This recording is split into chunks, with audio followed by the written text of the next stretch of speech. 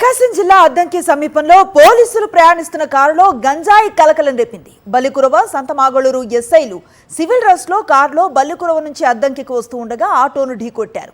ఈ ప్రమాదంలో ఆటోలో ప్రయాణిస్తున్న నలుగురికి గాయాలయ్యాయి. ప్రమాద అనంతరం కార్ డిక్కీలో గంజాయి ఉన్నట్లుగా స్థానికులు గుర్తించారు.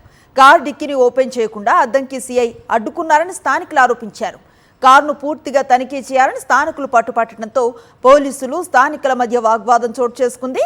అనంతరం ఇద్దరు ఎస్ఐలను పోలీసులు అక్కడి నుంచి పంపించేశారు. గ్రామానికి చెందిన ఓ టీడీపీ నాయకుడి కారులో ఇద్దరు ఎస్ఐలను పంపినట్లుగా సమాచారం.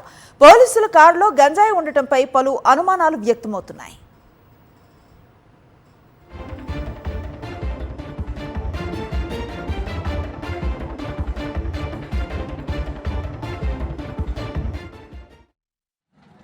అద్దంకి నుంచి ధర్మవరం వస్తుండగా నేను ముందుగా వెళ్తుంటే నా వెనకాల ఒక ఆటో వచ్చింది.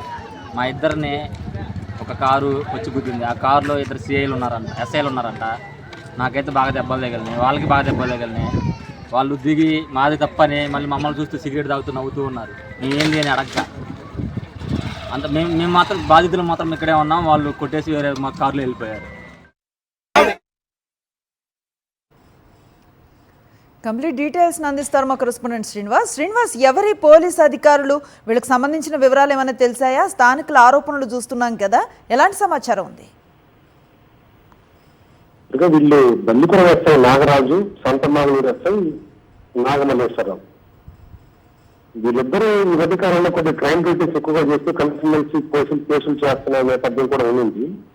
అయితే ఈ రోజు ఘటన మాత్రం పూర్తిగా అయితే ఆపోజిట్ లో ఉన్న పరిస్థితి. ఎందుకంటే ఇప్పుడున్నటువంటి ఆ ఘటన జరిగేటప్పుడు పోలీసులు ప్రవర్తిస్తున్న తీరు కానీ, స్థానికంగా అబ్బాయికి పోలీసులు వెళ్ళి అక్కడ ఆయన ప్రొటెక్ట్ చేసే విధానం కానీ, కారు ఓపెన్ చేయకుండా అడ్డుపడుతూ స్థానికులను బెదిరించేటువంటి విధానం కానీ, ఇవన్నీ చూస్తుంటే పలు అనుమానాలకు సాగిస్తుంది.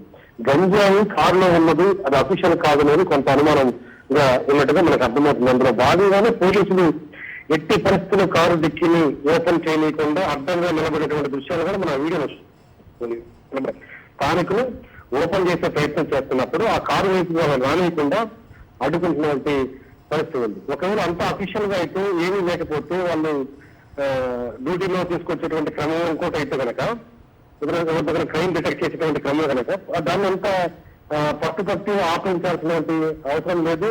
స్థానికుల్ని కారుని డిక్కి ఓపెన్ చేయకుండా ఉండాల్సిన అవసరం లేదు. సో ఇవన్నీ వ్యవహారం చూస్తుంటే పోలీసుల యొక్క వైఖరి చాలా అనుమానాలకు సాగుతుంది. ఇది కేవలం ఏదో కొంత మతలబు ఉంది, దీని వెనక కొంత క్రైమ్ ఉందని కూడా పోలీసులు చెప్తున్న పరిస్థితి. ఎందుకంటే స్థానికంగా మంత్రి గారి నియోజకవర్గం పోలీసులు కొంత అగ్రెసివ్ గా ఉన్నటువంటి సిచ్యువేషన్, పోలీసుల మీద ప్రధానంగా బల్లికురవ ఎస్ఐ మీద చాలా ఆరోపణలు వస్తున్న నేపథ్యంలో ఇలాంటి వాతావరణం పట్టుబడడం అనేది అనుమానాలు సాగుతుంది. అందులో సివిల్ డ్రెస్ లో ఉన్నారు, వాళ్ళు కూడా కొంచెం మధ్యమత్తులో ఉన్నారు కూడా చెప్తున్నారు.